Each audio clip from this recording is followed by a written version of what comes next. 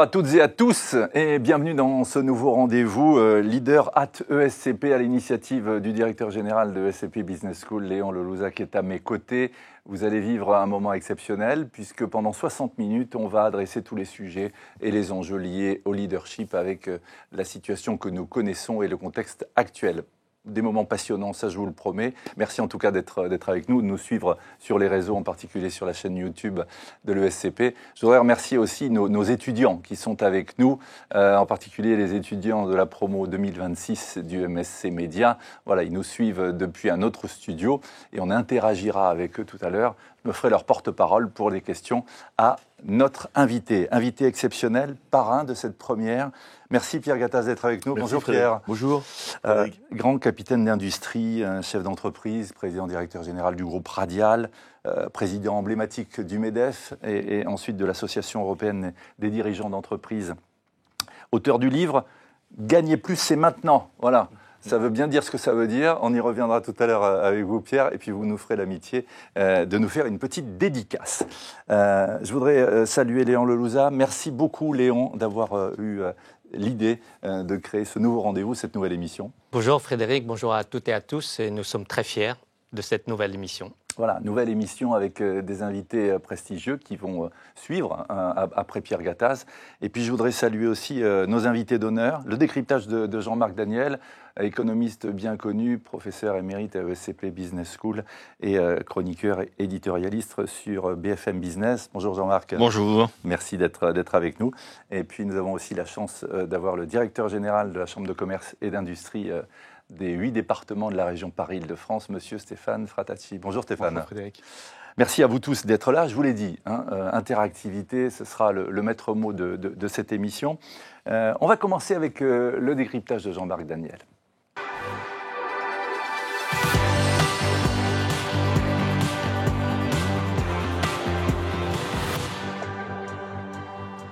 Jean-Marc Daniel qui est avec nous, franc-parler, pertinence, analyse, vision et décryptage. Le SCP Business School, je parle sous contrôle de Léon Lelouza, est fier de vous compter parmi ses professeurs émérites. Vous êtes également une figure des médias, vous aidez les téléspectateurs de BFM Business à s'y retrouver dans les méandres de l'économie. Et puis j'ajouterai aussi, puisqu'on se connaît bien, que c'est la malice qui vous caractérise, comme quoi on peut traiter de sujets sérieux sans se prêter, sans oublier d'y ajouter quelques notes d'humour. Oui, alors juste pour rebondir sur ce dernier mot, je rappelle souvent à mes étudiants, quand j'avais des étudiants, puisqu'émérites, je n'ai plus la chance d'avoir des cours réguliers et suivis à l'ESCP, mais je leur disais toujours que quand on regarde la liste des économistes, des vrais économistes, ceux qui ont eu le prix Nobel, il y a beaucoup d'Anglais et beaucoup de Tchèques. Alors les Tchèques avancent masqués, parce qu'en général, ils ont un passeport américain, mais dans l'histoire de l'humanité, il y a 2 peuples qui sont supposés avoir le sens de l'humour. Ce sont les Anglais et les Tchèques, et dans les 2 cas, sous forme de paradoxe. Et donc, l'économiste doit être quelqu'un qui a le sens de l'humour et le goût du paradoxe. Le goût du paradoxe. Alors, moi, je voudrais... on parle de leadership, leader at ESCP. Jean-Marc, votre décryptage par rapport à ce mot qui est vraiment à la mode dans le monde du management, qu'est-ce qui vous inspire ? Alors, je vais réagir en économiste et en m'appuyant sur un Tchèque, qui est Schumpeter. L'économiste considère que le leader, celui qui va créer l'entreprise, celui qui va animer l'entreprise, c'est un entrepreneur. Ouais. D'ailleurs, un mot qui est devenu très à la mode. On oublie que c'est un mot d'origine française. Vous vous souvenez de cette algarade entre le président Bush et le président Chirac, qui disait, le président Bush disant à Chirac, en français, il n'y a pas de mot pour dire entrepreneur. Comment voulez-vous vous en sortir? Donc, entrepreneur est un mot français à l'origine. Et l'entrepreneur chez Schumpeter, c'est un personnage qui est assez habité. D'ailleurs, un de ses grands disciples, dont je parlais beaucoup à mes étudiants, qui était François Péroux, qui a été professeur au Collège de France, qui était un grand économiste français, disait que tous les chefs d'entreprise ne sont pas des entrepreneurs, mais tous les entrepreneurs sont des chefs d'entreprise. Tous les entrepreneurs, à un moment donné, deviennent des leaders. Et le problème de l'entrepreneur et du leader, c'est de vérifier ce qu'il va faire et ce qu'il est en train de faire. Et donc, Schumpeter complétait ça en disant, à côté de l'entrepreneur, il y a l'imitateur, celui qui repère ce que fait l'entrepreneur et qui se dit, mon Dieu, il n'est pas idiot celui-là. Et puis, il y a une bonne idée à creuser. Il y a une idée à creuser. Et puis, il y a celui qui s'installe dans la routine, qu'il appelle le gestionnaire, que maintenant on appellerait le cost killer, qui est une forme de leadership qui est assez souvent condamnée, mais assez souvent pratiquée. Oui, alors moi j'aimerais savoir, Jean-Marc, où est-ce qu'il faut positionner quelque part le curseur? Parce que c'est ça l'idée, hein, entre l'entrepreneur, l'imitateur, le gestionnaire. Alors je crois qu'il faut, c'est un peu une question de tempérament, mais il faut avoir l'audace d'être un entrepreneur. C'est-à-dire qu'un des problèmes, je pense, du rapport au leadership dans ce pays, c'est que l'échec est assez mal vécu et la réussite aussi. Si vous échouez, on vous stigmatise. On vous stigmatise, et si vous réussissez, on le voit bien dans l'actualité, si vous, en plus, vous gagnez de l'argent, alors vous devenez une espèce de monstre égoïste, avide et à la limite, tout à fait condamnable. Mais l'entrepreneur, effectivement, c'est celui qui ose, mais il faut assez vite vérifier la qualité de ce que l'on fait. Et c'est pour ça que je crois qu'il ne faut pas négliger l'imitateur, à la fois comme moyen de référence, voir effectivement comment les gens vous perçoivent, aussi bien vos concurrents que vos clients. Et puis, il y a des moments où on a besoin de savoir ce que font les autres. Même quand on est un entrepreneur, on n'est pas isolé. Et je crois que l'idée est en permanence en veille technologique, d'être en permanence en contact avec l'actualité. Sans oublier le banquier aussi. Hein, sans oublier le banquier. Hein, parce que il y a deux façons qui sont, pour l'entrepreneur et l'imitateur, il y a deux éléments qui jouent un rôle important. Il y a le banquier qui va leur dire, effectivement, vous êtes dans la bonne voie. Et il y a le planificateur qui va essayer de les détruire. Le planificateur, c'est l'extrême gauche. Pour Schumpeter, c'était les communistes tchécoslovaques qui ont pris le pouvoir à une époque où il était encore vivant. Et donc, le planificateur, c'est aussi une forme d'évaluation, parce que le planificateur va exprimer sous forme de jalousie et d'envie une condamnation de ce que vous faites. Oui, donc il y a toujours une petite guéguerre. Hein, voilà. Et donc, l'entrepreneur a besoin en permanence de vérifier ce qu'il fait et d'aller chercher chez l'imitateur, chez le banquier, chez le client, une évaluation de son travail. Le leader, hein, une personnalité protéiforme, telle que l'a décrit Jean-Marc Daniel avec le soutien de Schumpeter. Jean-Marc, il y a des noms qui vous viennent à l'esprit. On parlait de cost killer tout à l'heure. Moi, j'ai une petite idée, mais... Alors, si je reste relativement neutre par rapport à tout ça, je peux revenir à Schumpeter. En fait, Schumpeter mettait en avant Krupp et François Pérou mettait en avant Ford, qui sont des gens qui sont morts, ce qui permet d'éviter d'avoir à se poser des questions sur est-ce qu'ils sont légitimes. Donc d'un côté les canons, de l'autre les voitures, là. Voilà, et donc c'était des gens qui étaient des entrepreneurs. Et sur les cost killers, ce que disait François Pérou, c'est que l'archétype du personnage qui était un entrepreneur dans l'âme, mais qui avait oublié cet aspect cost killer, c'était Citroën. Il dit Citroën, qui était devenu un personnage qui dépensait l'argent sans compter et tout ça, avait oublié que effectivement, il y a un côté un peu routinier chez le cost killer, mais il y a quand même une forme d'exigence. Il y a un moment où on ne peut pas vivre en permanence en déficit. Alors, dans l'actualité, je ne rentrerai pas, je n'évaluerai pas les présidents actuels. J'ai sous les yeux quelqu'un qui a été à la tête du MEDEF, donc qui a beaucoup fréquenté. Et donc, moi, ce qui me frappe, c'est quand même qu'on a en France, on a quand même des patrons qui sont assez dynamiques dans un contexte et dans un environnement qui n'est pas toujours très favorable. Vous avez remarqué que c'était complexe. Et oui, c'est assez complexe. Et pour des étudiants, notamment en école de commerce, il faut savoir qu'ils ont fait le bon choix, parce que c'est là que ça va se passer. Je pense que l'avenir va se jouer autour des gens qui vont créer des entreprises, qui vont avoir un esprit d'entrepreneur, mais qu'il faut qu'ils sachent que le planificateur est toujours là et toujours en embuscade. Un regard justement, et encore l'air de ce que vous dites, Jean-Marc Daniel, sur le leadership aujourd'hui. Vous le disiez, il y a une certaine résilience chez les chefs d'entreprise, chez les entrepreneurs aujourd'hui ici en France. S'il y avait un message à adresser aux étudiants, ceux qui nous suivent, et puis ceux qui sont à côté dans le studio. Alors j'aurais un message double. D'abord, là aussi, sans vouloir étaler trop de culture, mais dans les économistes que je cite souvent, il y a évidemment Milton Friedman, et il y a cet article célèbre de 1970 où il disait « Patron, vous êtes là pour gagner de l'argent ». Et donc, n'hésitez pas à l'assumer. Il y a un lointain prédécesseur de Pierre Gattaz à la tête de ce qui n'était pas encore le MEDEF, mais CNPF, le CNPF, mais avant encore, même la Confédération Générale de la Production Française. Et donc, il s'appelait Claude-Joseph Gignoux, et il disait « Patron, soyez des patrons ». Assumez d'être un patron. C'est pas honteux d'être un patron. Et vous devez avoir le courage de dire que vous êtes un patron. On n'arrête pas de vous dire. Donc, il disait ça au moment du Front Populaire. Soyez des patrons. Et donc, assumez-le. Assumez-le. Et donc, je crois qu'il faut avoir le courage. Et la deuxième chose, je dirais aux étudiants, Pour être entrepreneur, je maintiens cette idée, il faut être en veille technologique permanente. Il faut écouter ce qui se passe. Il faut le véritable danger de l'entrepreneur, c'est de très rapidement rentrer dans la routine et de s'assumer en gestionnaire, en cause qu'il est. Un entrepreneur, c'est quelqu'un qui est en éveil permanente. Et en ce sens, le banquier est là aussi pour le. Donc, allez voir votre banquier, soyez en veille permanente. Et on ne s'endort pas aussi du côté des médias, parce qu'il y a une forme de leadership qui est en train de se... pour BFM Business déjà. L'imitateur et tout ça, c'est la traduction en termes d'entrepreneuriat de la concurrence. Ouais. L'organisation optimale de l'économie, c'est une organisation concurrentielle. Et donc l'imitateur, c'est votre concurrent. C'est lui qui, effectivement, va vous obliger à sortir de la routine et éviter que vous ne deveniez un pur cost-killer. Jean-Marc Daniel, qui est toujours passionnant à écouter. Jean-Marc, vous restez avec nous. On vous retrouve évidemment sur BFM Business. À suivre l'analyse de Stéphane Frattacci. Merci Stéphane, encore une fois, d'être avec nous. Votre parcours vous a amené au plus haut niveau de l'État, dans des juridictions suprêmes, dans des entreprises publiques, dans des entreprises privées. Vous avez toujours été, vous le dites, vous le revendiquez, connecté à la réalité du terrain, ce qui plaît à Pierre, le terrain que vous considérez d'ailleurs comme le premier rectomètre des politiques publiques, passionné aussi par les enjeux de transformation, c'est bien utile aujourd'hui. Alors, avant de nous apporter votre éclairage, peut-être les 3 missions de la Chambre de commerce dont vous êtes le directeur général.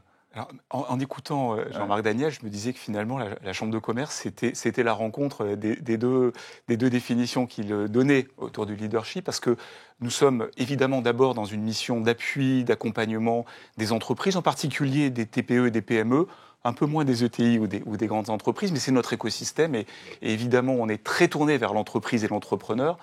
Et nous avons une deuxième mission essentielle, qui est une mission d'éducation. Avec Léon Lelouza et quelques-uns de ses collègues, nous avons et nous animons un grand groupe d'éducation, des grandes écoles de management, ESCP naturellement, mais aussi les SEC, HEC, des écoles techniques, Ferrandi, les Gobelins.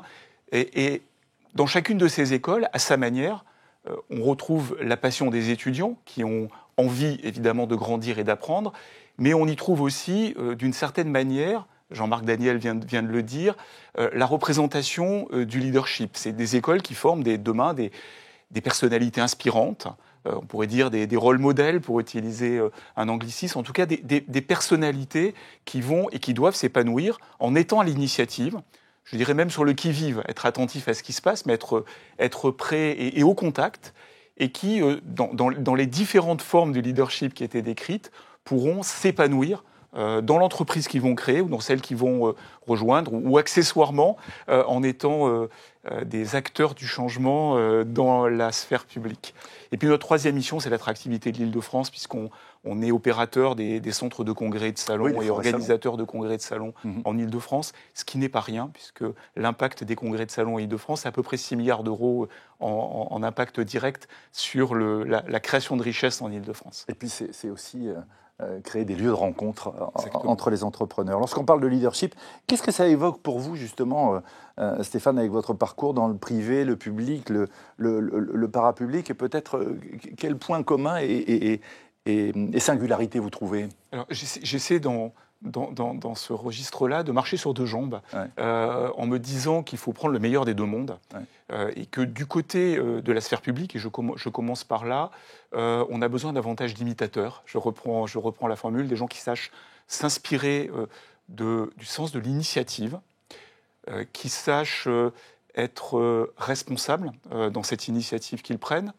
et qui puissent, parce que les attentes sont différentes, nos interlocuteurs, c'est d'une certaine manière les entreprises, mais aussi tous les Français, qui savent montrer qu'ils agissent de manière responsable. Et je crois qu'on retrouve dans cette incarnation-là du leader, et on doit trouver la recherche évidemment de l'écoute du terrain, le contact avec le terrain, parce que les politiques publiques, mais aussi les actions qu'on mène, et ce que font les entreprises, n'ont pas de sens si on n'a pas l'écoute du client, si on n'a pas l'écoute de ceux pour lesquels on agit.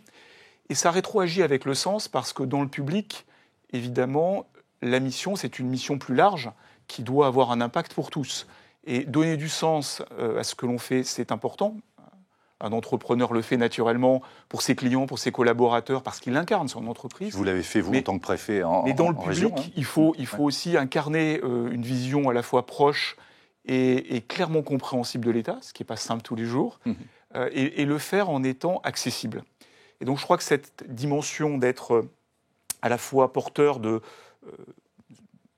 aspiration que l'on trouve au contact, d'être responsable et responsabilisant, d'être très concret, c'est évidemment une forme de triptyque qui doit guider l'action. Je crois qu'un leader dans le public, il doit aussi être agissant et pas simplement subissant ou imitateur au point de ne prendre aucune initiative. Vous avez pris une belle initiative au moment de vos études. Il y a un parcours atypique quand même, les HEC, puis l'ENA. Voilà, c'est comme un entrepreneur. Pierre aussi a un parcours atypique. Alors, je crois qu'il y a même des ESCP qui ont des parcours de cette nature-là. Donc il n'y a pas de distinction majeure. Bon, on peut, je crois, et on trouve, je vais parler du meilleur des deux mondes, toujours, si on est fidèle à ce que l'on croit être essentiel, si on reste inspiré par ce que l'on a appris ou appris à apprendre dans nos meilleures écoles. Et ESCP, je le vois tous les jours dans mon rôle aujourd'hui de la Chambre, est une école très inspirante de ce point de vue-là. On peut, dans le domaine du public, jouer sa part d'initiative et sa carte. Et quand je disais tout à l'heure que l'on manque peut-être d'imitateurs, c'est cette part-là que l'on doit rechercher régulièrement. Donc, pour moi, si je regarde ce parcours-là, je crois qu'on apprend beaucoup dans nos écoles.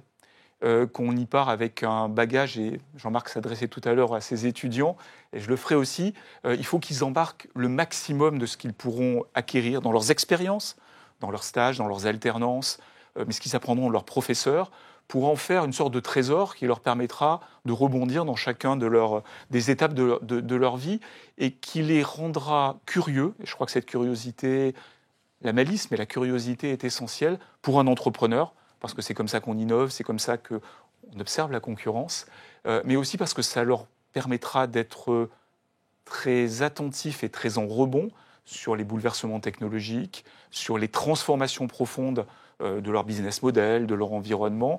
Et ça vaut autant dans le privé où on est plus agile et dans le public où on gagnerait à l'être. Pour terminer, je sais que vous avez une obsession de l'efficacité, de la qualité du service rendu. Stéphane, ça c'est quelque chose qui vous anime? C'est quelque chose que j'ai retenu à la fois de mon passé dans nos écoles, mais aussi du quotidien. Je crois qu'il faut être efficace.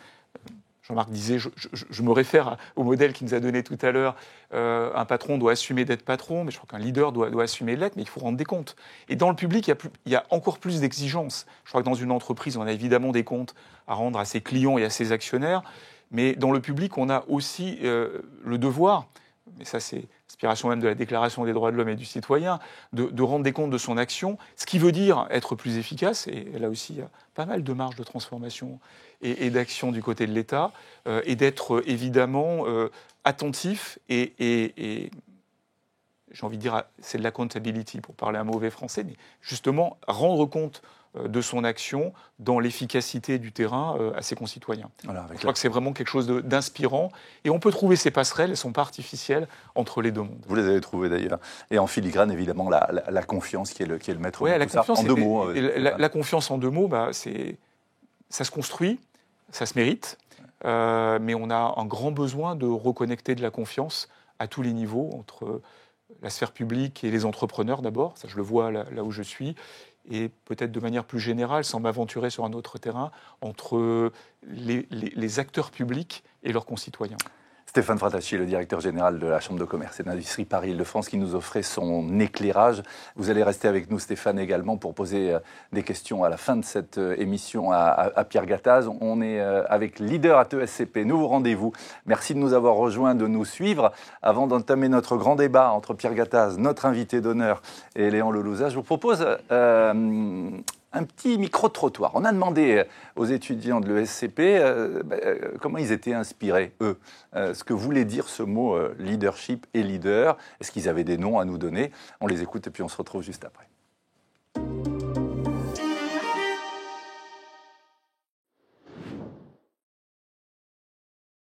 Si vous me dites leadership, je pense que je réponds légitimité. Parce que pour moi, quelqu'un qui est leader, il doit pouvoir se sentir légitime de faire, de créer, et surtout d'amener les autres dans sa création, dans son idée, d'essayer de les accompagner. Voilà. Pour moi, ce serait la confiance, parce qu'il faut avoir confiance en soi pour prendre des initiatives, et il faut gagner la confiance des personnes qui nous écoutent. Aujourd'hui, la plupart des entreprises qui réussissent ont à leur tête un leader qui sait écouter les équipes. Et donc oui, je pense que un leader humaniste est un bon leader. Un bon leader doit savoir faire des compromis, prendre des décisions au bon moment et mener ses troupes du point A au point B. Surtout le SCP, c'est une école tournée vers l'international. Dans le programme de bachelor, nous avons plus de 90 nationalités. Donc tout d'abord, c'est celui-là, on peut rencontrer d'autres cultures, vraiment partager des expériences. Je pense que l'école va m'aider parce que tout d'abord pour les rencontres que je vais y faire, vraiment les rencontres que je vais y faire, les gens avec qui je vais échanger, ça va être quelque chose de super. Pour moi, le ESCP qui est très international, particulièrement international par rapport à d'autres écoles, va me permettre de rencontrer des gens de tous les pays, toutes les cultures, toutes les façons de voir le monde. Et ça, je pense que ça va beaucoup m'aider, ça va ouvrir mon champ de vision, mon champ de pensée. Ce serait Jean-Pierre Mustier, qui était ancien CEO de Unicredit. Et pourquoi il m'inspire? Parce que c'est quelqu'un qui a été diplômé déjà de l'ESCP. Et en plus de ça, il est parti d'une famille pas forcément très aisée, bien qu'on sait que dans le monde de la finance, souvent, on vient des milieux assez favorisés. Probablement Angela Merkel, parce que je trouve que c'est une femme qui a su faire face à plusieurs crises, qu'elle a plus ou moins bien gérées, mais elle a su écouter aussi les citoyens de son pays pour gérer les différents problèmes. Et c'est pour ça que je trouve que cette femme est vraiment inspirante et que c'est une vraie leaduse. Par exemple, moi, je voudrais m'orienter vers l'industrie de luxe. Donc, je dirais Delphine Arnault, le PDG de Christian Dior. Elle m'inspire surtout grâce à son leadership féminin, audacieux et visionnaire dans le luxe.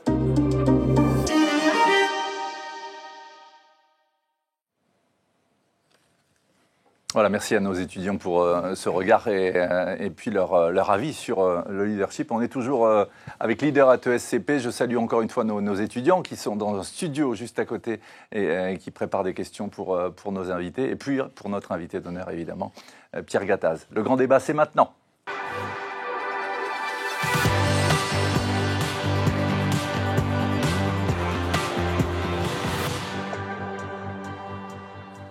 Pierre Gattaz, cher Pierre, merci encore d'être avec nous. Pour commencer, je voudrais une petite réaction à ce micro-trottoir. Légitimité, confiance, écoute, humaniste. Comment vous réagissez et comment vous définiriez le leadership, Pierre? Alors, moi, j'ai jamais de certitude absolue, et je pense qu'un leader n'a pas de certitude absolue, on a des fortes convictions. Ouais. Je verrais trois qualités. Une qualité de vision, c'est très important d'avoir une vision, une ambition. Napoléon avait une vision, les grands chefs d'entreprise, les Steve Jobs, les Bill Gates, etc., ont des visions, évidemment. Deuxième qualité, c'est d'embarquer ses équipes. Ça me semble essentiel. Un leader tout seul, c'est pas un leader. Donc il y a tout un côté de toucher le cœur et toucher les tripes des gens. Pas forcément que le cerveau. Parce que le cerveau, parfois, c'est bien, mais ça suffit pas. Il faut embarquer les gens, et plus les gens sont des ouvriers, des gens de la base, plus il faut y aller avec le cœur et les tripes. Ouvriers, combien d'ouvriers, combien de personnes? Moi, j'ai 3700 personnes à Radial et j'ai la moitié de mon effectif qui sont des gens de terrain, des personnels d'assemblage, etc. Donc, avec des sites de production France. Il y en a 5 en France et il y en a 10 à l'extérieur de la France. Donc embarquer, vous le disiez. Donc embarquer, c'est très important. Ah. Et la troisième chose, c'est de sécuriser. Parce qu'un leader, ça passe des crises. Moi, j'en ai sur 30 ans de Radial, j'ai passé 4 crises. C'est des moments difficiles, mais il faut être capable de... Il ne faut pas avoir peur, enfin pas montrer qu'on a peur en tout cas. Il faut garder le cap, comme sur un bateau. Hein. Le capitaine du bateau, il ne doit pas avoir peur. Et il doit sécuriser son équipage, parce que dans les grosses tempêtes qu'on vit, eh bien, les gens ont peur, où est-ce qu'on va, qu'est-ce qu'on va devenir, etc. Il faut les sécuriser absolument.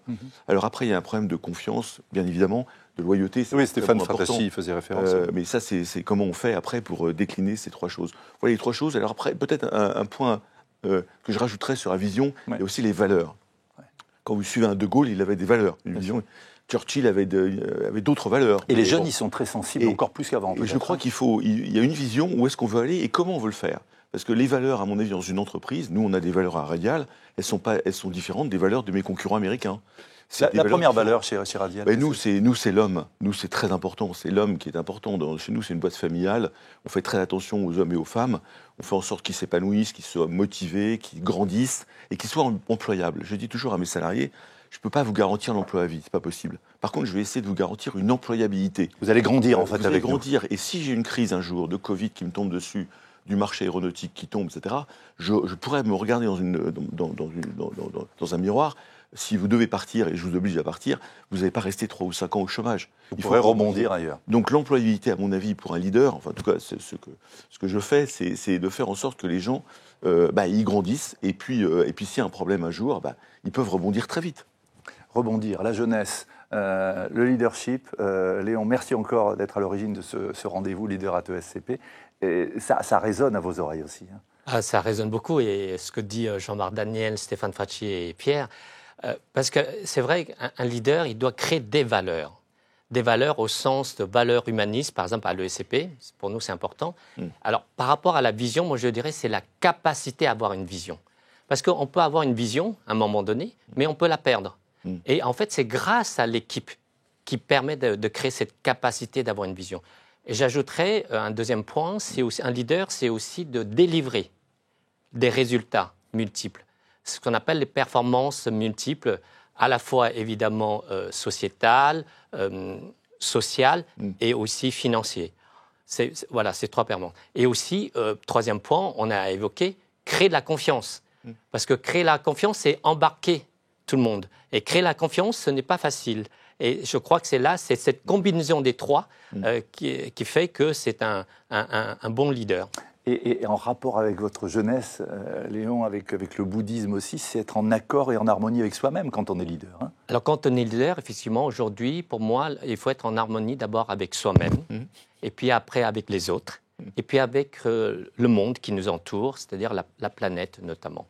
Alors justement, oui, pardon. Oui, non, je vous en prie, c'est qu'en fait, il faut à la fois combiner la performance. Cette performance, elle est utile parce qu'il faut délivrer des résultats. Mais le problème, c'est que cette performance, elle peut être limitée parce que, en raison des ressources qui sont limitées. Et à la fois, il faut, on parle de l'harmonie. Mais le problème de l'harmonie, c'est que lorsqu'il y a beaucoup de consensus, ça peut limiter l'innovation. Pour nous, à l'ESCP, on prône la 3e voie, c'est la performance harmonieuse. La performance dans l'action et l'harmonie dans les relations. En fait, c'est la 3e voie, c'est une voie française, une voie européenne que nous prenons. Vous voulez reprendre vos études et venir à l'ESCP, Pierre? Ça me passionne, là. J'ai vraiment envie, l'harmonie. L'harmonie, disait Léon Lelouza. Et puis, on en parlait tout à l'heure, la capacité d'embarquer, d'accompagner. Donc, ça veut dire d'être sur le terrain, Pierre? C'est très important. Je pense que le terrain est très important parce que c'est là où on a les signaux faibles des collaborateurs. Parfois, on ne sent rien, et surtout si on est dans une tour d'ivoire. Il peut se passer des tas de choses, et quand on ne détecte pas ces signaux faibles, ça peut être des signaux très forts après, à des grèves et autres manifestations beaucoup plus violentes. Je crois que ces signaux faibles sont très importants. Et deuxièmement, c'est aussi la capacité de diffuser la stratégie, les valeurs, la vision. Il y a un double sens d'être sur le terrain, et moi j'adore être sur le terrain. Alors je pense que quand on est un bon leader, il faut aimer les gens. Moi, à Radial, j'ai fait une faute, mais historique, c'était de faire monter des gens qui étaient... le meilleur ingénieur devenait le chef des ingénieurs, le meilleur ouvrier devenait chef des ouvriers, des vendeurs, chef des vendeurs. C'est une erreur fatale, parce qu'ils n'aiment pas forcément les gens. Le meilleur ingénieur, c'est un expert. On a créé, en fait, des catégories d'experts à côté, qui sont des champions du monde des matériaux, fibres optiques, etc. Mais ils sont incapables de manager parce que ça ne les intéresse pas. Et puis ça ne s'improvise pas. Et ça ne s'improvise pas. Donc on a fait beaucoup de formations au management. Écouter, l'écoute, très important l'écoute. Il faut savoir écouter, ça c'est de l'empathie, pour embarquer, pour comprendre les problèmes, etc. Et donc je pense qu'il y a 2 catégories de personnes. Et les experts, c'est très bien parce qu'il faut dans les boîtes comme la nôtre, très innovantes, il nous faut des experts. On peut rappeler ce que vous faites, Pierre, on fait des composants électroniques, c'est des choses merveilleuses. Il y en a sur lui. Il y a toujours... voilà. Si je l'ai pas il est formidable. Attendez, je vais essayer de le trouver. C'est un composant qu'on a fabriqué à l'île d'Abo et qui transcode des électrons en photons. Alors ça sert à quoi? Dans les avions, vous avez des matériels électriques. Et les matériels électriques envoient des électrons en digital mais l'avion est fait de plus en plus de fibres optiques pour alléger l'avion. Ouais. Il y a 12 fibres que vous voyez là, et donc dans cette petite chip que vous avez des lasers et des diodes qui transcodent des électrons en photons et des photons en électrons. Donc ça permet d'alléger drastiquement le poids des avions, drastiquement, de réduire l'impact carbone, de réduire la consommation de kérosène et d'envoyer beaucoup plus d'informations. Et donc voilà, c'est des transcodeurs de matière électrique en optique et réciproquement. Avec des experts. Idabo, et on fait ça en France, et on est les champions du monde là-dedans, parce qu'on tient des températures extrêmes. Et voilà, donc on est capable de faire de l'industrie en France. J'ai sans doute les meilleurs ingénieurs du monde en France. Voilà, et vous savez les garder et les motiver, cher Pierre. Oui, sinon ils partent. Alors, les leaders, justement, on en parle. Léon, le SCP innove depuis toujours, école de technologie, gouvernance. Et puis, Jean-Marc y faisait référence tout à l'heure, il faut avoir une vision. Donc, il faut flairer un peu les tendances. Hein. Il faut effectivement... Ça, c'est vraiment la première grande mission d'un leader, c'est de dire quel sera le monde de demain, dans 20, 30, 40 ans, les grandes tendances qui vont évidemment nous impacter dans notre industrie. Et ça, effectivement, c'est important pour cela. Et Pierre parlait, un leader, c'est de trouver l'innovation. Ouais. Il faut toujours anticiper quelles sont les innovations. Je ne parle pas d'invention, mais vraiment de l'innovation, c'est-à-dire qui puisse être utile dans notre société. Et ça, c'est un élément essentiel. Donc, intelligence artificielle, la santé, tous ces sujets-là, l'école, le groupe SCP Business School. Je parlerai même de l'espace. Parce que c'est intéressant, c'est que... On ouvre des horizons, très bien. Absolument, parce que il y a quelques années, donc je faisais un peu avec les déplacements dans le monde... Le terrain, on disait. Le terrain, voilà, voir nos anciens, voir nos partenaires prestigieux et écouter aussi nos entrepreneurs, alumni. Donc j'étais à San Francisco il y a 3 ans et je dis, voilà, quelles sont vos grandes tendances justement d'avenir, de l'intelligence artificielle. Alors, la durabilité, c'était déjà. Donc, ouais. Et après, il dit la santé, notamment la santé et technologie. Il me dit, regarde l'espace. Je dis, ah bon, comment ça, regarde l'espace? Même une école de commerce. Et c'est là où, depuis cette année, on a lancé une spécialisation dans l'économie de l'espace.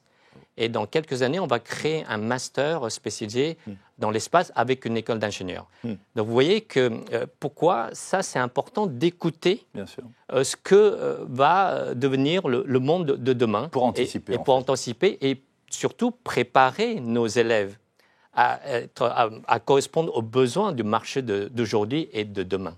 Voilà, vous faites bien justement de suivre un cursus à l'ESCP parce que vous ouvrez effectivement les horizons, comme le disait Léon Lelouza, avec en particulier l'espace. Les horizons de l'industrie, Pierre. Formidable. Merci de ce rebond et de cette... Un leader, c'est un paranoïaque enthousiaste qui rêve. Bon, on est paranoïaque parce qu'on regarde tout le temps, tout bouge, les technos, etc. Mais ce sont des formidables opportunités de développement et de développement de l'industrie. Je vais m'expliquer. Aujourd'hui, nos jeunes ont très peur du climat. Ça chauffe. L'eau va se tarir, on va brûler... C'est très anxiogène, le climat. En fait, mais c'est l'idéogramme chinois qui est danger, crise égale danger, opportunité. Donc on voit tous les dangers et ça fait très peur. Or, qu'est-ce que je dis? Tous ces dangers, la planète, le fait que Poutine... Là, vous pouvez vous adresser, Pierre, directement aux étudiants. Eh bien, je pense que ces grands dangers que vous avez, la planète, le climat, l'eau, le recyclage, le militaire, qu'il faut qu'on se remilitarise, il y a beaucoup de menaces. Tout ce qui est santé, les Covid, etc., tout ce qui est ville durable, tout ça, ce sont des formidables défis d'innovation et de recherche pour recréer une industrie en France avec les services associés, avec l'intelligence artificielle, bien sûr, avec les données. Mais tous ces grands défis sont d'opportunités d'innovation et de recherche. Et je pense qu'on est tombé très bas dans l'industrie française. 10%. Hein, on est passé de 20% du PIB à 10%. On a perdu 2,2 millions d'emplois dans l'industrie en 40 ans, et on a créé 1,5 million de fonctionnaires dans l'administration. Donc il y a eu un transfert de productifs créateurs de richesse vers des improductifs, alors je n'ose pas dire improductifs, mais des producteurs de l'administration. Et qu'est-ce que c'est l'objectif? C'est un peu différent. C'est vraiment il comprend parfaitement ce que je dis. Oui.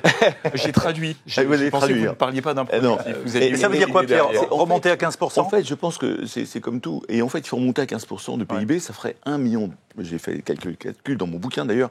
Il y a 1 million de postes industriels à recréer qui induiraient au moins 1 million de services et de choses associées. On pourrait aller au plein emploi. En faisant quoi?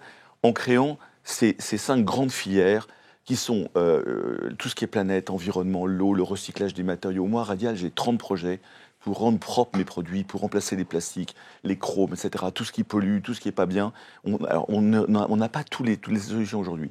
Il y a tout ce qui est militaire. On a un bloc militaire en France, derrière Safran, Thales, qui reste très, très fort. Dassault aussi. Et donc, Dassault, bien sûr. Et là, il y a des PME qui existent. Donc, il y a tout à repartir en motivation. Tout ce qui est santé, on a des Sanofi, des Instituts Pasteur. On pourrait faire un carton aussi. On a plein d'ingénieurs. Il y a plein d'opportunités. Il y a tout ce qui est IA, data, mais quantique. Moi, je fais des connecteurs pour le quantique. Aujourd'hui, en France, il y a des startups formidables, Alice et Bob et autres. Et puis, vous avez tout le bloc Smart City, qui est un énorme bloc, la ville durable. Le mieux vivre, en fait. Le mieux vivre, le mieux travailler, le mieux se loger. Tout ça, ça induit des formidables innovations et recherches, des startups, des PME, des ETI qui pourraient se développer avec ou sans leader de front, parce qu'on aime beaucoup les Alcatel, les Alstom, les Safran et les Thales. C'est du B2B, mais il y a aussi plein de choses à créer. Comme en Italie du Nord, ils n'ont pas de grands leaders, ils ont du B2C. Et je pense que ces grandes filières, il faudrait les communiquer. C'est là où on a un rôle important avec Jean-Marc Daniel et les grands communicants de ce pays. Et les politiques, si vous voulez, qui ne pensent... Redonner envie, en fait, qui ne pensent qu'à la taxe Zuckman aujourd'hui. Mais c'est dingue, si vous voulez. Alors qu'il faut créer la France de demain à 10 ans.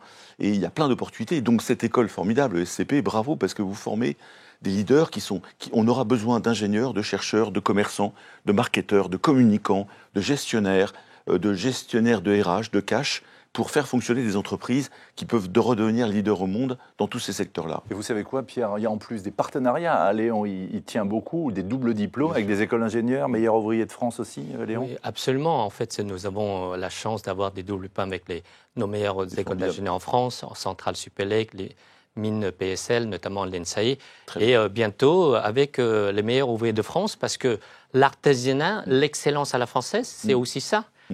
C'est dans l'entrepreneuriat individuel, je dirais les centaines de métiers de la France, ces beaux métiers, il faut aussi faire vivre. Et nos étudiants vont aussi travailler. Et j'ajoute, même aller sur le terrain, faire ce qu'on appelle une étude de cas in situ. Vous voyez, c'est-à-dire que, alors ça va plaire à Jean-Marc Daniel, parce que comme vous savez, le SCP, on était précurseur des études de cas avec les comptoirs. Vous connaissez, Jean-Marc, il connaît très bien cela. En fait, là, on va revenir à la fondation de ce que nous on était par rapport à l'étude de cas in situ, c'est-à-dire 3 choses qu'ils vont faire. Ils vont s'immerger dans une entreprise, notamment auprès des meilleurs ouvriers de France. Ils vont évidemment intervenir auprès de ces entreprises et aussi dans les entreprises de la région Paris-de-France grâce à Stéphane Fratacci et son équipe, et aussi avoir un impact, c'est-à-dire résoudre un problème et contribuer à la résolution. Donc ça donne du sens, en fait. Je pense que c'est très important ce que vous dites. En fait, on implique les gens comme en Suisse. Les Suisses, les 70% des gamins de 17 ans sont dans l'apprentissage. Oui. Vous savez, c'est Benjamin Franklin qui disait « Je te dis, j'oublie. Je t'enseigne, il se peut que tu retiennes. Je t'implique, tu apprends. » Et en fait, je pense que l'implication est fondamentale. Je rêve que dans la fonction publique, nos Sciences Po, nos énarques passent 2 ans en entreprise dans une PME, à mettre de l'argent, 10 000 euros, 20 000 euros, et à faire fructifier son argent avec le chef d'entreprise à côté. Pour voir la vraie vie. Pour voir la vraie vie de la gestion. Il y a 2 importantes gestions, à mon avis, dans une boîte, qu'on n'apprend pas dans les écoles d'ingénieurs et nulle part. C'est la gestion du cash et c'est la gestion des hommes. Les entreprises meurent de l'absence de cash. Si vous savez gérer votre cash, qu'on n'arrive pas à faire en France, sur l'entreprise France, c'est un désastre absolu, eh bien vous mourrez, ou vous êtes en grande difficulté. Et si vous ne savez pas accompagner les gens, c'est pareil. Exactement. Et faire une expérience de 2 ans en stage, dans une petite PME qui a 10 personnes, 20 personnes, 50 personnes, pour gérer le cash tous les fins de mois, et gérer les hommes, parce qu'on revient sur le leadership, eh bien, je pense que cette formation serait formidable pour gérer un pays comme la France. Je voudrais bien juste rebondir 10 secondes sur ce que vient de dire Gattaz. C'est que la PME, ça doit aussi intéresser nos étudiants. Parce qu'il y a quand même cette fascination à la sortie des grands groupes, du conseil, ou de la création de sa propre entreprise. Mais entre les deux, aller dans les PME, découvrir pour nos diplômés, PME, ETI, c'est un apprentissage fascinant où on a une proximité. Alors on parle du leader, mais en tout cas du responsable de l'entreprise, du chef d'entreprise. On comprend ce que sont les mécanismes simples de ce qu'est l'investissement, l'actionnaire et le cash. Et je pense que c'est un formidable apprentissage. Et pour nos diplômés de nos écoles, celle de la Chambre, le SCP, mais pas seulement, je trouve que c'est un formidable gisement d'opportunités que de s'intéresser à ces PME, a fortiori parce qu'on a un défi permanent en France, je prends 2 secondes, sur la transmission d'entreprise, et que nos jeunes s'intéressent à se dire que c'est aussi bien créer une entreprise que la transformer en la reprenant, en s'inspirant de la vision du leader. Voilà. J'anticipe peut-être sur le sujet, mais je crois que c'est vraiment déterminant. Je voudrais insister là-dessus sur la formation en PME, parce que moi, quand j'avais 30 ans, avant de rentrer chez Radial, je me suis occupé d'une boîte qui s'appelait Fontaine Électronique et Convergie, qui était en dépôt de bilan, qu'il fallait redresser. Je ne savais rien. J'étais ingénieur télécom, j'avais fait du Dassault dans un grand groupe et on m'a balancé là-dedans. J'adorais. J'ai appris en 3 ans et tout ce que je devais apprendre. Le comité d'entreprise, l'inspection du travail, l'inspection du fisc. Le terrain. Le terrain, les marges, le cash, la banque, le banquier qui est pas content. Mais c'était horrible. Et en fait, j'ai passé un stress épouvantable. Ça a duré 3 ans. C'était pire que Matsup Matspé. Parce que je pensais qu'ils allaient me virer, mes actionnaires. Tous les lundis matins, je me disais, ils vont me virer, c'est sûr. Donc on s'accroche, on apprend tout. Et là, c'est une sorte de formation accélérée. Je pense que vivre dans une PME, par exemple, qui court, ou une ETI, c'est un formidable... on apprend tout. Et alors, quand vous êtes, vous voyez, j'étais chez Dassault, que c'est un groupe immense que j'admire, j'ai appris des tas de choses. C'est de l'international, mais tout est facile. Il y a une DRH, il y a une DAF, on a un problème, il y a 3 chefs de projet. Même dans le groupe Radial, je dirais. Mais dans une PME, il faut dans une PME, quand vous avez 10, 20, 50 personnes, là, vous êtes obligé de tout voir, d'être en paranoïa enthousiaste permanente. Et je pense que c'est une formation géniale, la PME. Alors, le temps passe vite. Hein. On est dans un débat passionnant et passionné, hein, je vous l'avais dit tout à l'heure, avec nos invités, en particulier notre invité d'honneur, le parrain de cette première émission, Pierre Gattaz. Je voudrais, avec Pierre et avec Léon, qu'on parle très rapidement de la parole du leader et de l'énergie qu'il insuffle. Parce que c'est vrai qu'aujourd'hui, je parle sous contrôle de Jean-Marc Daniel, il y a une certaine cacophonie, on n'entend plus tellement les voix. Donc la voix du leader, déjà comment on la porte? Parce que chaque leader est singulier, Léon. Chaque leader est un singulier, et moi, comme j'adore les acronymes et les jeux de mots, vous savez, un leader, le terme a été introduit dans les entreprises françaises dans les années 60. Avant, on parlait de chef, donc chef d'entreprise, etc. C'est qu'en anglais, on dit Chief Executive Officer. En fait, un leader a une multiple facette. Il est d'abord Chief Explorer Officer. Il doit explorer, avoir une vision, créer une stratégie, l'innovation. Deuxième point, il doit être Chief Excellence Officer. Il doit délivrer l'excellence. Et ça, c'est vraiment, nous, on a une singularité, c'est l'excellence à la française. Troisième chose, c'est la plus importante, on l'a évoqué, comment embarquer? C'est Chief Energy Officer. Comment créer la bonne énergie? Comment pour embarquer tout le monde. Et aussi, mais comment capter la bonne énergie? Et je crois que c'est ça, parce qu'il ne faut pas oublier, un leader comme Pierre, c'est un sportif d'entreprise. Donc la performance doit durer au moins minimum 40 ans. Longtemps. À la fois le sprint et puis l'endurance. Voilà. L'alpiniste, oui. Exactement, l'alpiniste. Voilà. Pierre, réaction par rapport à ce que dit, dit Léon. Il faut avoir aussi de la clarté pour être entendu. Hein, Alors, ça dépend aussi si vous voulez durer avec votre entreprise ou la vendre 3 ans après. Parce que vous avez une stratégie aussi parfois de vendre. Et je ne conteste pas. Les startups, parfois, ils font un truc formidable au bout de 3 ans, 5 ans. Faire entre guillemets une culbute. Et ils vendent. Bon, très bien. Quand vous êtes dans la durée, ce qui est mon cas, moi je veux que ça dure, que cette œuvre industrielle continue avec mes équipes. Alors je pense qu'indépendamment de tout ça, il faut se faire comprendre.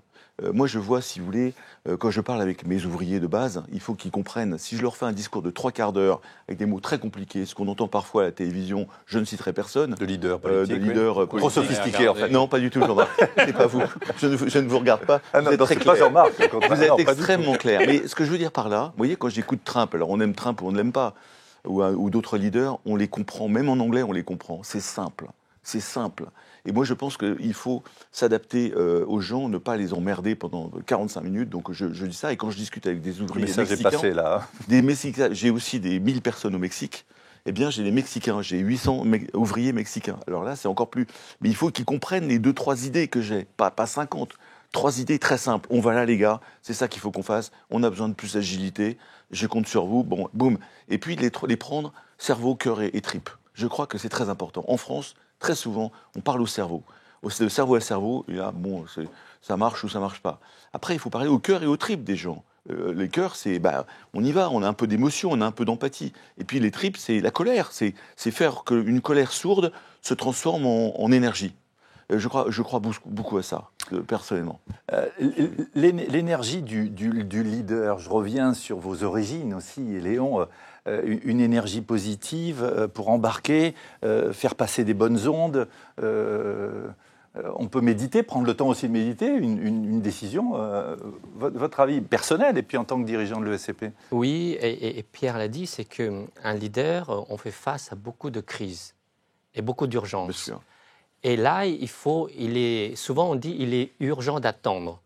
En fait, il faut qu'on réfléchisse et qu'on capte justement même cette énergie qui peut être négative comme une énergie positive lorsqu'on la ressorte.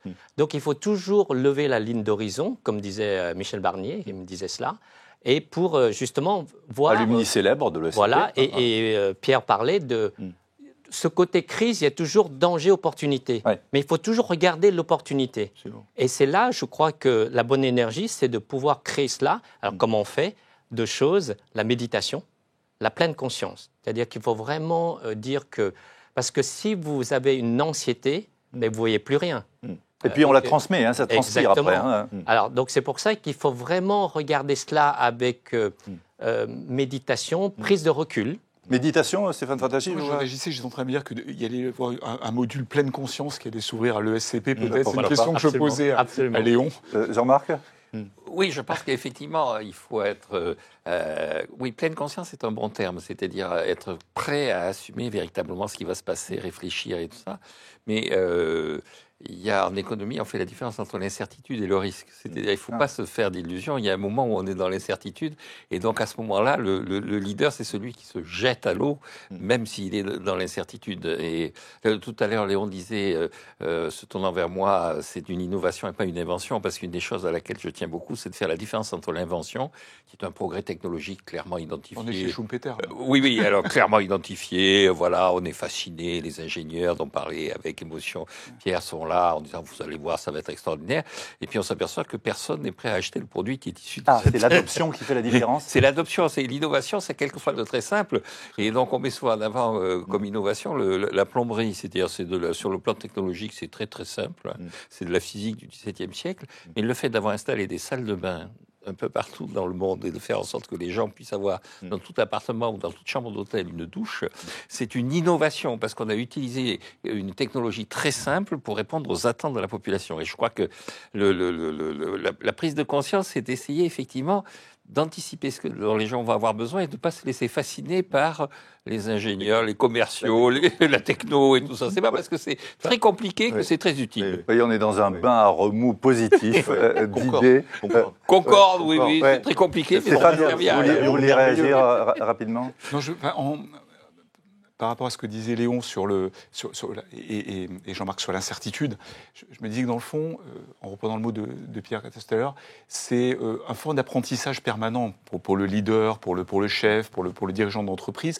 Et donc la crise, vous avez dit que vous en avez eu 4, quand elle arrive, il faut être prêt. Être prêt, ça veut dire être sur le qui-vive, mais être à l'aise avec la prise en compte de cette incertitude. Et du reste, dans le public comme dans le privé, on peut être amené à affronter des crises. Et d'une certaine manière, c'est un peu les mêmes aptitudes qu'il faut avoir. Alors ça se cultive avec la paranoïa dont il était question tout à l'heure. Mais je voulais juste rebondir sur 2 mots qui ont été cités tout à l'heure. D'abord, le mot de vision. Et je crois que dans le terme de vision, c'est pas simplement la ligne d'horizon, parce que c'est une ligne imaginaire qui s'éloigne au fur et à mesure qu'on s'en approche, selon les termes, mais c'est avoir un cap que l'on tient. C'est-à-dire qu'on a bien décrypté, ce qu'était l'état de la mer, ce qu'étaient les courants, ce qu'étaient les conditions météo, mais on sait où on veut aller, et on le partage. Et c'est la deuxième notion qui traverse les valeurs aussi qu'on a très profondément. C'est vrai que dans le public, comme dans le privé, on a des valeurs, et dans les entreprises, c'est important d'avoir des valeurs. Dans le public, c'est assez fondamental. Mais à partir de là, on est capable de les communiquer à son équipage. Parce qu'on ne va pas tout seul en tenant la barre, on a besoin d'un équipage. Le Vendée Globe, c'est magnifique. C'est des athlètes de haut niveau, si je puis dire. C'est athlètes absolus, mais en même temps, le marin, il est souvent en équipage et il a besoin de son équipage. Vous avez remarqué quand même que quand Pierre a mis en avant des leaders, c'était 2 fonctionnaires, 2 militaires, c'était Napoléon et De Gaulle. Et donc, le véritable concurrent de l'ESCP, c'est celle-ci. Ils sont très très forts. On est partenaires. Alors, l'armée, c'est un modèle de leadership. Je voudrais, parce que le temps passe, vous êtes avec nous, merci de nous suivre pour cette première édition de Leader at ESCP. Quand on parle de temps, il y a cette échelle du temps qui n'est pas forcément la même que pour les politiques, cher Pierre. Et votre livre, Gagner plus, c'est maintenant justement, puisqu'on parle du temps. Votre travail mérite d'être bien payé. D'où est venue l'idée de faire ce livre, cher Pierre ? L'idée est très simple. Quand j'étais au MEDEF, c'était le problème de l'emploi, du chômage, qui était à 10%. Et là, j'avais lancé une opération qui s'appelait 1 million d'emplois, c'est possible, à la condition que le PINS, ça a été décrié, on continue. Sauf que on les a eus. Mais on les a eu, on a fait 2,3 millions d'emplois en 9 ans. Donc en fait, l'idée, et on revient à ce que je disais, c'est-à-dire en fait, comment on peut faire passer des réformes économiques de base qui sont tout de suite taxées de antisociales, c'est épouvantable, c'est des réformes libérales, alors que tous les pays du monde font ces réformes de baisse de la sphère publique, d'optimisation du modèle social et de travailler plus. Et on s'est dit, là, on est en 2024, 2025, comment on fait pour faire accepter ces réformes d'une France qui ne se réforme pas ? Et on s'est dit, on va toucher le cœur des Français, plutôt leur portefeuille. C'est que chacune des 30 réformes qu'on a listées est capable d'augmenter le pouvoir d'achat des Français. Le pouvoir d'achat des Français, pour faire 1% net de plus sur le salaire, c'est 7 milliards. Donc, nous, on a listé l'équivalent de 450 milliards sur les 30 réformes. Alors, il y en a qui sont plus ou moins difficiles. Alors, il y a plein de mesures. Relancer la construction de logements, gagner plus grâce à la croissance. Alors, il y a 4 blocs. Il y a gagner plus en travaillant plus. Donc, c'est vrai que je dis, la moyenne française, c'est 37 heures par semaine. Si on fait 3 heures de plus rémunérées, ça fait 40 heures. Et on peut aller à 40 heures, mais c'est 8% net.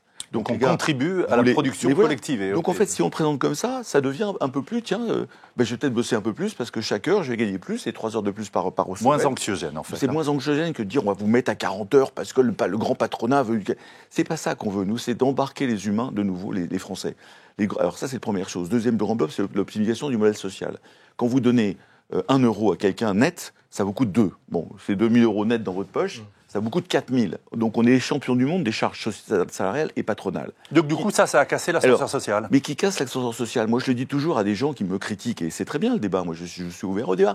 Est-ce que vous voulez continuer d'avoir un modèle social très généreux, où vous avez 35 heures, vous avez le départ à la retraite à 62 ans, vous avez un assurance chômage à 18 mois, tous les autres pays européens sont à 12 mois, mais vous allez être à 1450 de SMIC et toute votre vie. Et vos enfants risque d'être aussi à 1450 dans 30 ans. C'est ça votre modèle social qui fait 20% de chômage des jeunes ? Non.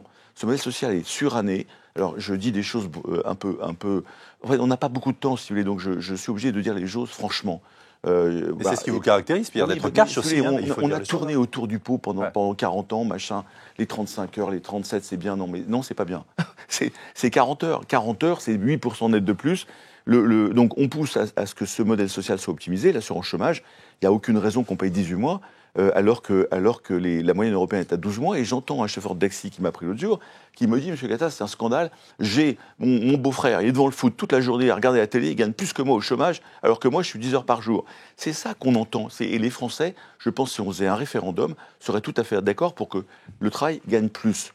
Troisième bloc, la sphère publique, 57%. De sphère publique, donc ça veut dire qu'on paye 8% de PIB en plus que la moyenne européenne. 3 x 8, 24, ça fait 240 milliards qu'on a dans le sac à dos des entrepreneurs à faire un marathon international avec le sac à dos de fisc et d'impôts de charges. Je dis, il faut baisser cette sphère publique. Alors comment on fait ? On ne remplace pas un fonctionnaire sur 2 ou 2 sur 3. On réduit le millefeuille territorial de 6 couches aujourd'hui, communauté, commune, agglomération, à 3 couches ou à 4 couches. Et on fait 1 million de gains d'emplois de fonctionnaires aujourd'hui. C'est ce qui nous caractérise avec l'Allemagne. Nous avons 1 million de fonctionnaires en trop. Et voilà. Et tout ça, c'est pour qu'on gagne plus, 30% de plus de pouvoir d'achat à 10 ans. C'est possible, on peut le faire. Les Suisses sont à 3 800 euros net de SMIC à Genève. Nous, on va rester à 1450 pendant 50 ans encore ? Non. Pierre Gattaz, recréer un environnement business-friendly. Vous avez coutume de dire, Pierre, fais de ta vie. Quel est votre... Fais de ta vie un rêve et de ce rêve une réalité. C'est Saint-Exupéry qui a dit ça. Voilà, et vous le reprenez et vous avez bien raison. Il nous reste 10 minutes avant de nous quitter. Des questions que vous nous avez posées, la communauté ESCP, c'est maintenant.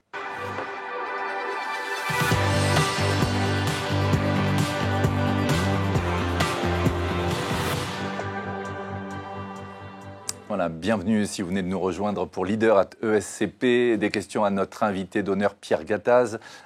Questions courtes et réponses courtes, Pierre, si possible. Stéphane Fradacci, directeur général de la Chambre de commerce et d'industrie Paris-Île-de-France.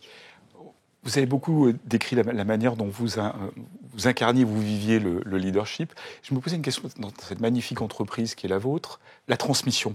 Est-ce que leader, c'est quelque chose qu'on peut transmettre ? Comment on s'assure de ce que cette entité-là, alors vous avez vécu ça personnellement et familialement, et comment on s'assure qu'on repère le leadership ? Et est-ce que ça s'apprend, dans le fond Réponse courte, Pierre. Alors, c'est l'agnac.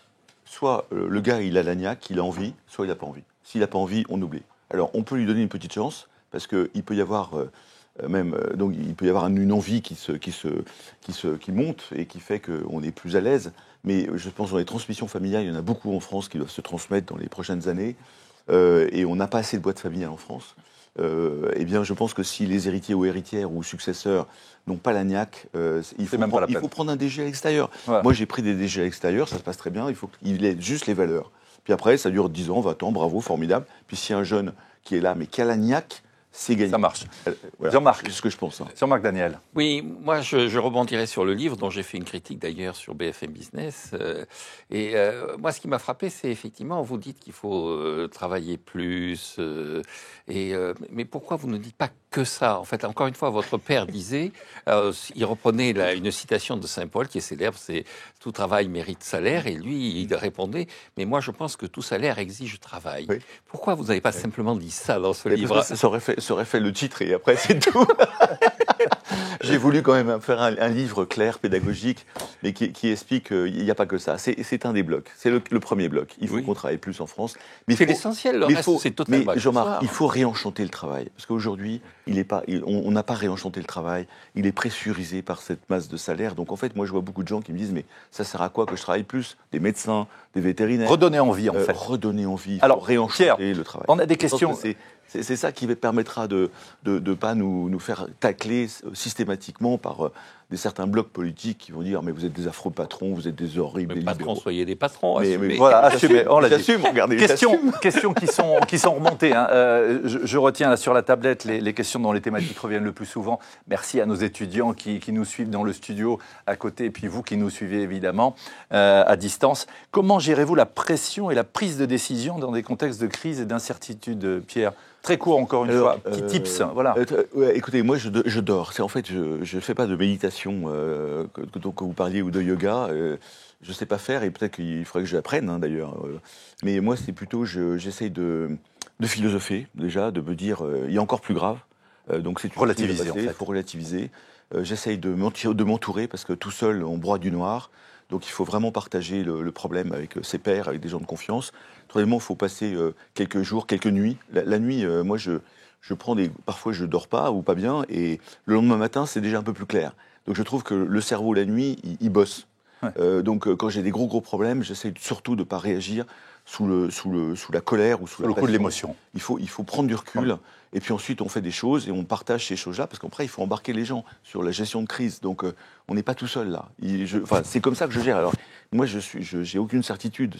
Mais c'est votre façon à vous de le faire. Il y a d'autres personnes qui ont peut-être d'autres idées. Mais... Autre question qui revient. Quels défis principaux voyez-vous pour le leadership européen face aux États-Unis et la Chine ?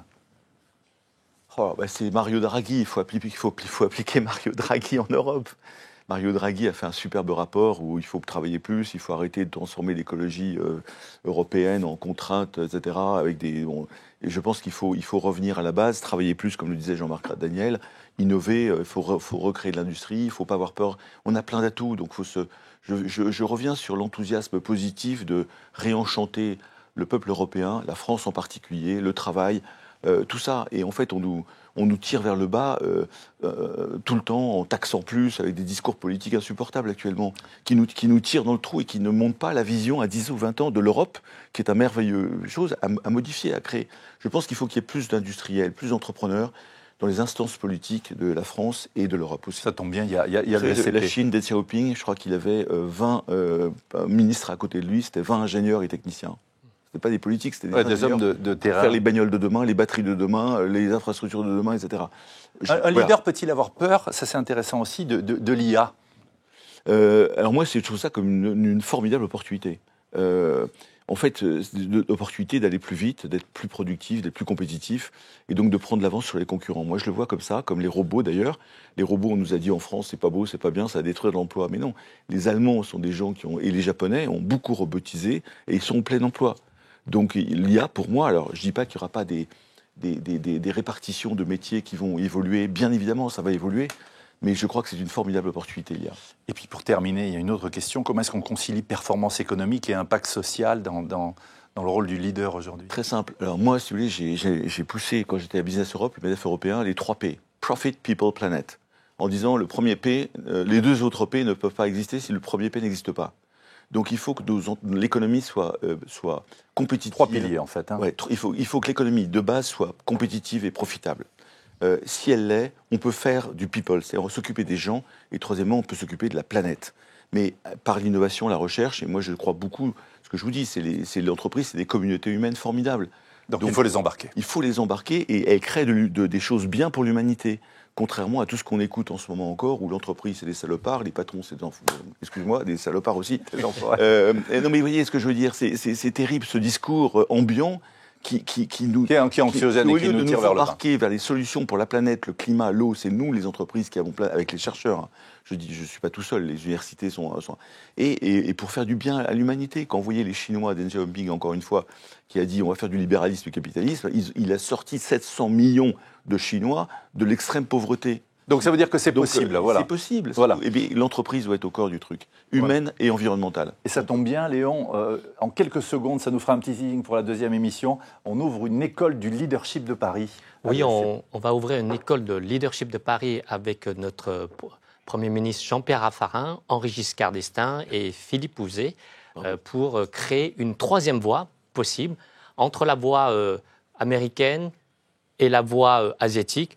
Nous avons la voie européenne, la voie française, l'école du leadership de Paris pour créer une vraie école de pensée sur le leadership et avec le leadership. Voilà, ça donne envie pour la prochaine émission. Merci beaucoup, Pierre Gattaz, pour ce privilège. Merci à Stéphane Fratacci, Jean-Marc Daniel pour votre présence. Je voudrais remercier Anaïs Ravé, Marianne Condé-Salazar, Sandrine Kiefer, Gueltas Joubin, Baptiste Gatien. Merci à la directrice scientifique du MS Média de l'ESCP, Isabelle Benex. Merci aussi à Gaël Séverin. Merci à toute la communauté de l'ESCP Business School, à vous tous qui nous suivez et puis à vous tous qui êtes en studio à côté. C'est vraiment une énergie qui ressort de ce premier rendez-vous. Merci à toutes les équipes de Make My Day. Hein, on a fait l'émission ici. Pierre, je voudrais, en attendant le deuxième numéro de Leader at ESCP, que vous nous dédicaciez votre ouvrage à toute la communauté ESCP. Merci encore de nous avoir suivis et on se retrouve très bientôt pour un nouveau numéro de Leader at ESCP. Merci encore, Pierre. Mais merci infiniment. Merci.